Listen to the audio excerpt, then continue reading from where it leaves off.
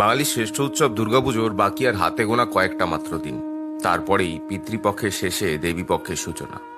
ভোরে স্নিগ্ধ আলোয় গঙ্গার ঘাটে ঘাটে তর্পণ, আর চতুর্দিক থেকে ভেসে আসা বীরেন্দ্র কৃষ্ণ ভদ্রের কণ্ঠে একটাই মাত্র সুর। আশ্বিনের শারদ প্রাতে বেজে উঠেছে আলোকমঞ্জিত, ধরণীর বহিরাকাশে অন্তরিত মেঘমালা, প্রকৃতির অন্তরাকাশে জাগরিত জ্যোতির্ময়ী জগন্মাতার আগমন বার্তা।